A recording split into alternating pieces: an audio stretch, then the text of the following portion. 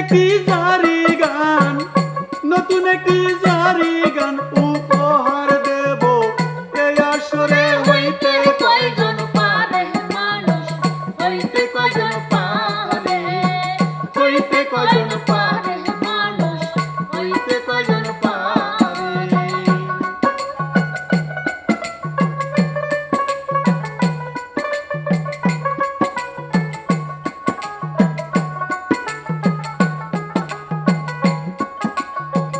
আল্লাহর নামটি স্মরণ করি,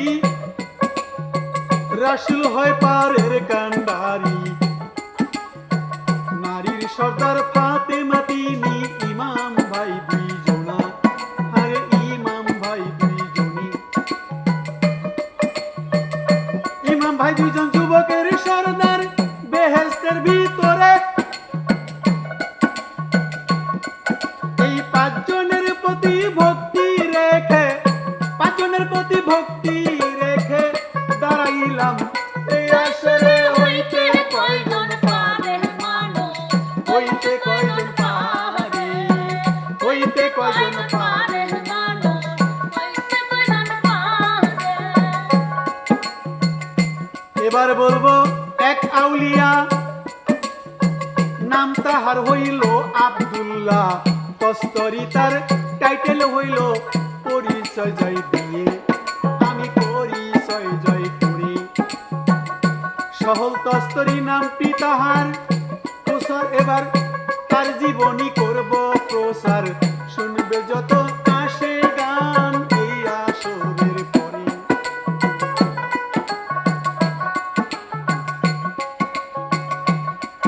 এই আল্লাহর ওলি আল্লাহর প্রেমে মরত গেছে হয়ে, ভাই রে সহল তস্তরি আল্লাহর প্রেমে গেছে মরত হয়ে।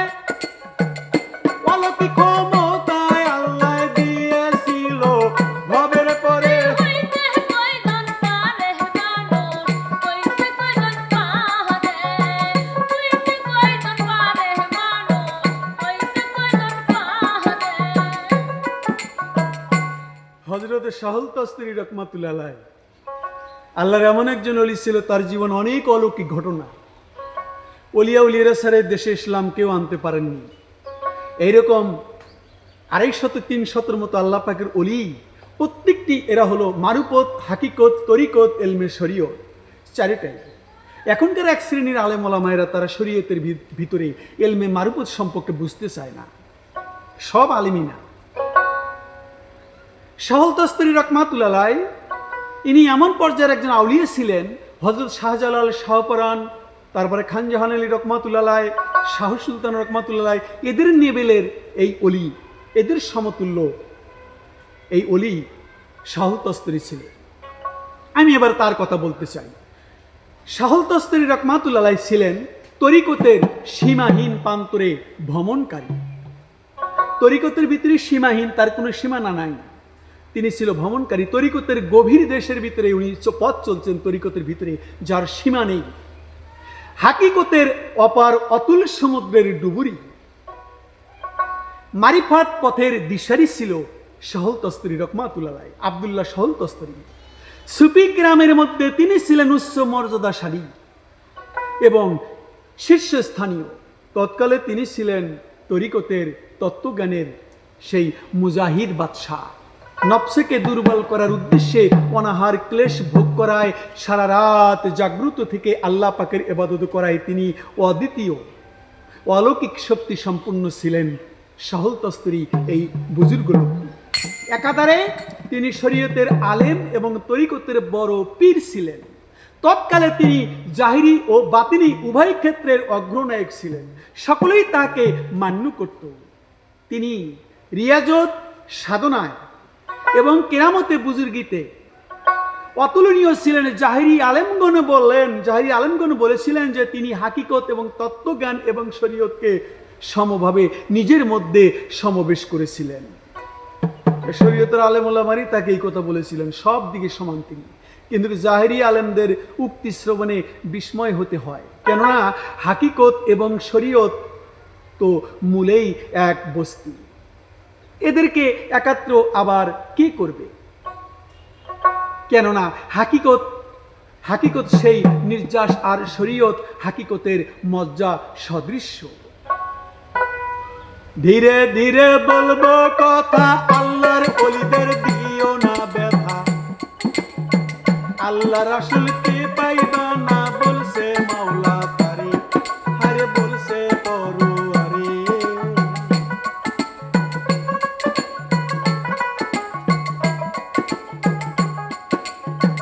এই বুজুর্গ জুনুন মিশরি এক আউলিয়া ছিলেন। জুনুন মিশরি মুরিদ ছিল আব্দুল্লাহ তস্তরি, আরে আব্দুল্লাহ তস্তরি ভবের পরে হইতে কয়জন পারে মানুষ, হইতে কয়জন পারে, হইতে কয়জন পারে মানুষ, হইতে কয়জন পারে। তাহলে এখন শুনতে হয় শাহুল তস্তরি রহমাতুল্লাহ আলাইহির পীর কে ছিলেন? তেনার কি মুর্শিদ ছিলেন না? ছিলেন। তেনার মুর্শিদ হলো জুনুন মিশরি। এই জুনুন মিশরি, তার মিশরে জন্ম, মিশরে বসবাস করতেন। এই জুনুন মিশরি একজন আল্লাহওয়ালা, মহান পারদর্শী একজন আল্লাহওয়ালা ব্যক্তি। যে বছর তিনি হজ করতেন, মক্কা শরীফ গমন করেন, সেই বছরই তিনি জুনুন মিশরি রহমাতুল্লাহর হাতে বায়াত করেন। হযরত শাহুল তস্তরি রহমাতুল্লাহ শৈশবে আধ্যাত্মিক পবিত্রতায় যতটুকু উন্নতি লাভ করেছিলেন, তার আর কোনো ওলি অল্প বয়সে এত উন্নতি লাভ করতে পারেনি। এ সম্পর্কে তিনি স্বয়ং বলেছেন, শাহুল তস্তরি নিজেই প্রমাণ দিয়েছেন যে আমি ছোটবেলায় আমার নিজেরই এই কথা খুব ভালো করে স্মরণ আছে যে আল্লাহ আমাকে বলেছেন, আমি কি তোমার রব? আল্লাহ এই কথা বললো, আমি কি তোমার রব? এই বলে জিজ্ঞেস করেছিলেন। যখন ছোটবেলায় আমি বলেছিলাম হ্যাঁ। হ্যাঁ বলে যে আবার সে বলে জিজ্ঞেস করলো, হ্যাঁ বলে আমি তাহার কথার জিজ্ঞেসের উত্তর দিয়েছিলাম। তিনি এর সম্বন্ধে আরো বলেছেন, আমি যখন মাতৃগর্ভে ছিলাম, আমি শাহুল তস্তরি যখন মাতৃগর্ভে ছিলাম, সেই সময়কার সকল অবস্থা আমার পরিষ্কার স্মরণ আছে। মাতৃগর্ভে থাকাকালীন আমার মনে আছে। তিনি বলেছেন, যখন আমি মাতৃগর্ভে, যখন আমার বয়স, যখন আমি আবার জন্ম হলাম, তখন 3 বছর, তখন আমার মামা মোহাম্মদ ইবনে সোহাব রহমাতুল্লাহর সাথে সারা রাত নামাজ পড়তাম, আমার মনে আছে। ওই বুজুর্গ আরো বললেন, মামা আমাকে তার সাথে সারা রাত সেই জাগরণ থাকতে আমাকে নামাজ পড়তে দেখে বলতেন, হে সহল শুয়ে পড়ো, বাবা এত নামাজ পড়ো, তুমি একটু ঘুমাও, তোমার কারণে আমার মনে অস্থিরতা এসে পড়ে। অথচ আমি জাহের এবং বাতুনে তাহাকে অবলোকন করতে থাকতাম। একদিন আমি আমার মামাকে বললাম, মামা, আমার মধ্যে এক অভূতপূর্ব ও বিস্ময়জনক অবস্থার উদ্ভব হয়ে থাকে। তখন আমি অন্তরচক্ষু দেখতে পাই যে আমার মস্তক আরশের সামনে সেজদায় পতিত হয়ে রয়েছে। মামা জিজ্ঞেস করলেন, কখন থেকে তোমার এই অবস্থা? শাহুল তস্তরি রহমাতুল্লাহ বললেন, অনাদিকাল থেকে আমার এই অবস্থা। আকাশে আল্লাহর আরশে সেজদায় মাথা অবনীত হয়েছে। এবার তার মামা বললেন, বাবা ভাগিনা, তোমার এই অবস্থা কারু কাছে প্রকাশ করো না। এরপর বললেন, অন্তরের সাথে স্মরণ রেখে আর প্রত্যেক রাতে মুখে একবার করে তুমি কালামগুলো উচ্চারণ করবে। কি কালাম? আমার আল্লাহ আমার সাথে রয়েছেন, আল্লাহ আমার সমুদায় অবস্থা দর্শন করেছেন, আল্লাহ পাক আমার সামনে উপস্থিত রয়েছে। এই নির্দেশ অনুযায়ী শাহুল তস্তরি বললেন, এই নির্দেশ অনুযায়ী আমি কালামগুলো প্রতি রাতে একবার করে পড়তে থাকলাম। এরপর মামার কাছে তা ব্যক্ত করলাম, মামা এই কালামগুলি জপেছি একবার করে। মামা বললেন, এখন থেকে প্রতি রাতে 15 বার করে পড়তে থাকো। আমি তাই পড়তে থাকলাম। তাতে এক প্রকার মিষ্টতা ও স্বাদ আমার অন্তরে উৎপন্ন হতে থাকে। এইভাবে 1 বছর অতীত হয়ে গেলে মামা আমাকে বললেন, আমি তোমাকে ভাগিনা, আমি তোমাকে যা শিখালাম মনে প্রাণে তা রক্ষা করো এবং সদা সর্বদা আমল অবিরতভাবে করতে থাকো। যে ধৈর্য না করবে, যে পর্যন্ত না তুমি ধৈর্য না যে পর্যন্ত না তুমি করবে সে পর্যন্ত তুমি এই ইবাদত করতে থাকো। দুনিয়ায় আখিরাতের উভয়ে এই স্থানে এর ফল পাবে। অতঃপর কয়েক বছর ধরে মামার ওই বাড়িতে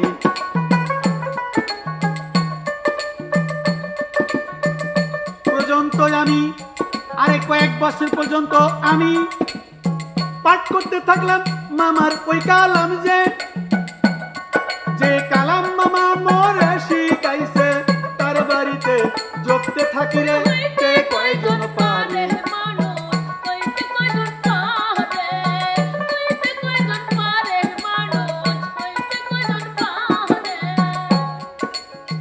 এই কালামগুলো জপতে থাকিলাম।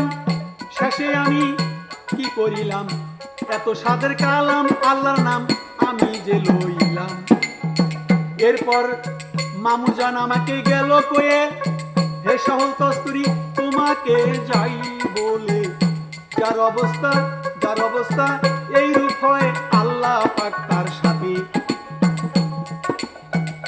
তিনি তাকে দেখতে থাকেন আল্লাহ পরওয়ারকে, সেই ব্যক্তি আল্লাহ পাকের নাফরমানি কি করতে পারে?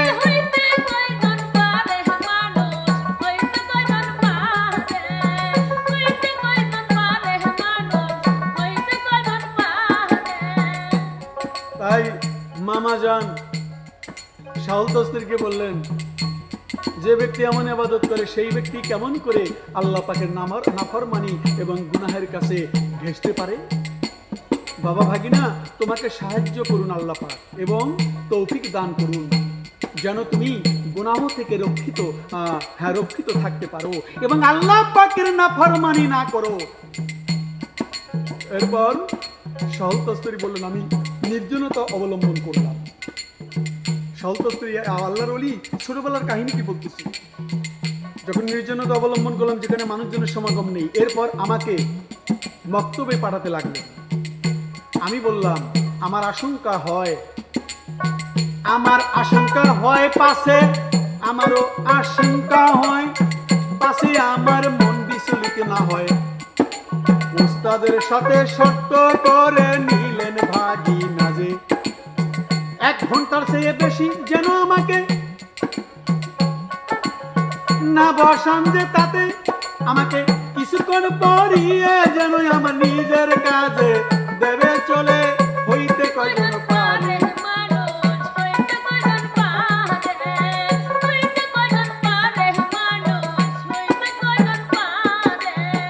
ওস্তাদের সাথে শর্ত করে নিন, আমার ওস্তাদের সাথে আপনি শর্ত করে নিন মামা, 1 ঘন্টার চেয়ে বেশি যেন আমাকে না বসান, আমাকে কিছুক্ষণ পড়িয়ে যেন আমার নিজের কাজে বসবার আমাকে যেন অবসর দান করেন। আমি বেশিক্ষণ লেখাপড়া করতে পারবো না মাদ্রাসায়। ফল কথা, এই শর্তের উপর আমি মক্তবে গমন করলাম। শাহুল তস্তির বলে, এই শর্ত যখন মাদ্রাসার হুজুর মেনে নিল, তখন আমি মক্তবে যাতায়াত শুরু করলাম এবং কোরআন মসজিদ পাঠ সমাপ্ত করলাম, কোরআন মুখস্থ করলাম।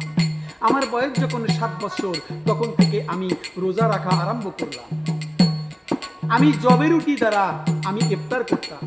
12 বছরের সময় আমার সম্মুখে এমন একটি মাসলা উপস্থিত হলো যে কেউ তার মীমাংসা করতে পারলেন না। এরপর আমি মুয়াজ্জিনের অনুমতি নিয়ে বসরায় গমন করলাম এবং সেখানকার উলামায়ে কিরামের কাছে আমার সেই মাসলা সমাধান চাইলাম। কেউ আমাকে জবাব দিলেন না। এরপর শাহুল তস্তির নিজেই বলতেছে, এরপর আমি সেখানকার আবেদদের ইবাদত করতে করতে যারা আবেদ হয়ে গেছে, আবেদদের মধ্য থেকে এক হাবিব হামজা রহমাতুল্লাহ আলাইহি নামে একজন আবেদের কাছে গমন করে তাহাকে এই মাসলা সম্বন্ধে জিজ্ঞেস করলাম। তার কাছে প্রশ্নের সঠিক জবাব কি পাবো আমি ঠিক ও তৃপ্তিদায়ক উত্তর পেলাম ওই আউলিয়ার পরে। আমি ওই আউলিয়া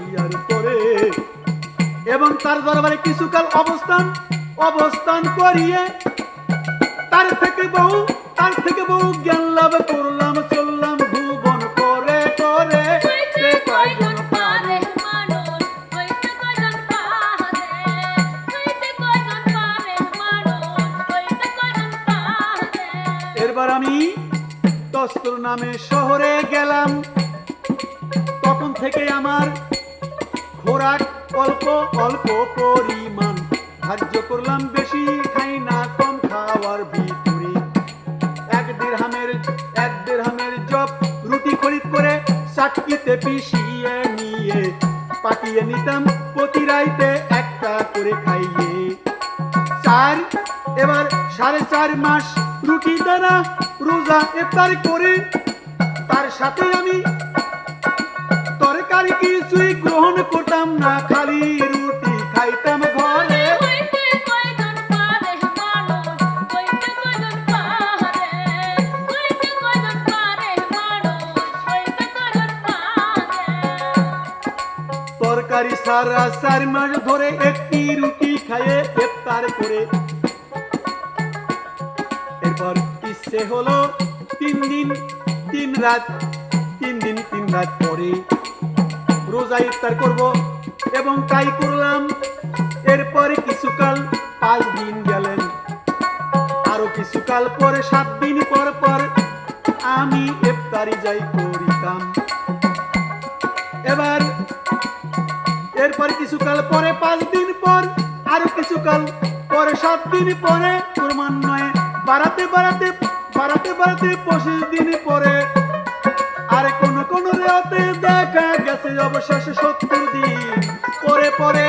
হইতে কয়জন পারে মানুষ, হইতে কয়জন পারে, হইতে কয়জন পারে মানুষ, হইতে কয়জন পারে। এরপরে ওই আউলিয়া বললেন, শাহুল তস্তরি বললেন, আমার ইচ্ছা হলো 3 দিন 3 রাত পরে রোজা ইফতার করব। নফল রোজা সে কিভাবে করবে সেটা বান্দার এখতিয়ারের উপরে পড়ে, উদ্দেশ্য তার। এইভাবে 70 দিন পর পর ইফতারি করত। আহা, তো রোজা ইফতারি করতাম তিনি বলেছেন। আবার বললেন, কখনো কখনো এমন হয়েছে যে 40 দিন পর একটি বাদামের ঘাস খেয়ে পুনরায় রোজা আরম্ভ করতাম।